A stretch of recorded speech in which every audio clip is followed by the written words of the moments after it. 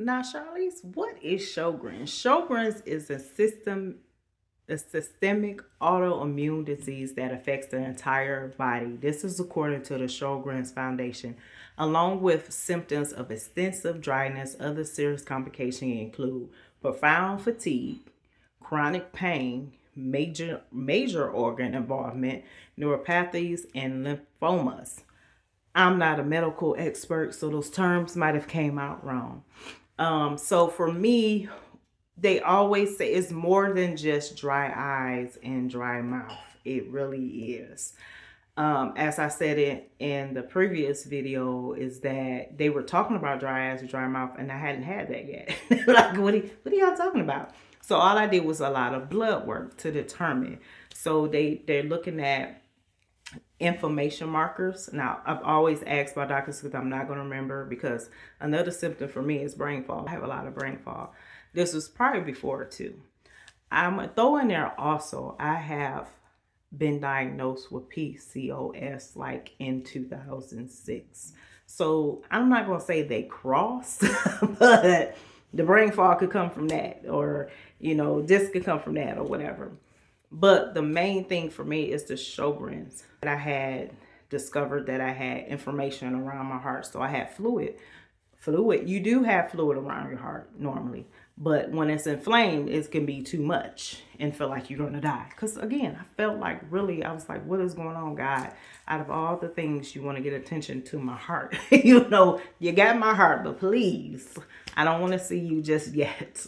Let me live. So, and it's I had started to have aches and pains all over my body. I'm telling you, when I say backache, you like, oh, backache, you just pop a pill.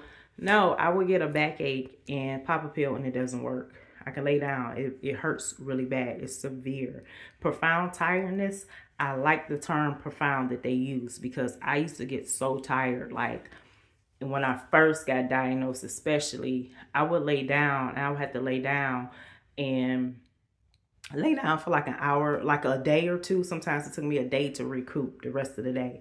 And those people that are working, make sure that you get an accommodation or something for your job, because yes, my boss knows. And if I get tired or something, I try to fight through it. But if I'm get tired or I can't focus, I notice that when I'm really stressed, I do have a high stress job currently.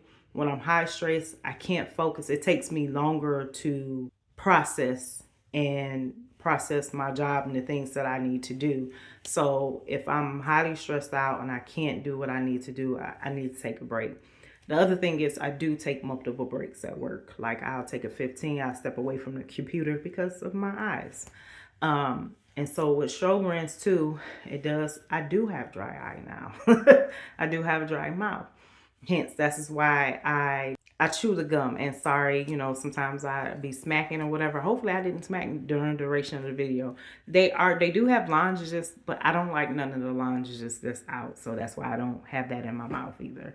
So it does help. It's other things that help. But Sjogrens is a complex autoimmune disease. And it's actually what I found, like, you can have it's different antibodies that they look like, SSB, SSA, Ro, and all that stuff. The people that know, they know. But one is more harsh than the other. And I'm like, it's already harsh. So what the doctor told me, it was like, one rheumatologist told me, and I did go get a second opinion. I'll tell you about that later. I did get a second opinion from another doctor in Houston that my friend referred me to. And he was just like, it's the one is like, someone can sneeze next door or whatever, you get sick. That's how sensitive it is. I can still get sick. I'm still very careful where I go out. When I go out, I may go to the store at night because I know it's less people there, but at the same time, I wear night vision glasses too. So it's a lot. It can be overwhelming, but you can at least manage it as well. So one thing I'm going to do is Google and do some research, because I need to know, where did this all come from? Did you know that Sjogrens was discovered and identified by a Swedish ophthalmologist named Dr. Henrik Sjogren, so it was named after him. In 1929, Dr. Sjogren met with a patient who was complaining about dry eyes, dry mouth, and pain, like joint pain. He began to research and investigate the combination of symptoms. While others had reported it, he was the one that actually recognized it as a systemic nature of the disease. He presented his 131-page thesis on dry eyes, dry mouth, and arthritis. This information is on the Sjogrens Foundation's website, the National Institute of Medicine, and the National Library of Medicine. So go research it for yourself, Google it, and make sure you hit the right resources because it's out there.